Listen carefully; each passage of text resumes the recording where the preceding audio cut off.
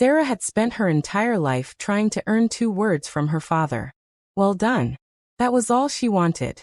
Instead, what she got at her younger brother's graduation party, in front of 40 family members and her father's most respected colleagues, was a dismissive wave and a joke about how Sarah had never amounted to anything worth celebrating.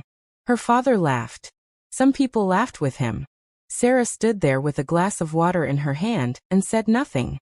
What her father did not know, what nobody in that room knew, was that the quiet man standing near the back wall, her father's most decorated former Navy SEAL protege, a man named Commander James Reeves, who her father spoke about with more pride than he ever used for his own daughter, had gone completely still the moment Sarah walked into the room. Reeves set down his drink and walked across the room with the deliberate calm of someone who never moves without purpose. He stopped beside Sarah's father mid-laugh, leaned close, and whispered just loud enough for the surrounding group to hear. "Black Widow? Sir, do you know who your daughter actually is?" The laughter stopped instantly. Sarah had spent 7 years undercover in 3 countries. She had dismantled 2 international trafficking networks from the inside. The government had classified her identity so deeply that even her own family had been kept in the dark for her protection.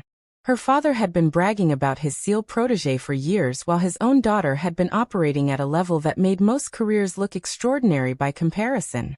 Reeves looked at Sarah with quiet respect and said simply, "I have read your file. All of us have. You are the most effective field operative this country has produced in a decade." Her father's face went pale. The room went silent. Sarah finally set down her glass, looked at her father, and said with complete calm, "I never needed your applause, Dad. I just needed you to believe in me once." She walked out. Reeves followed.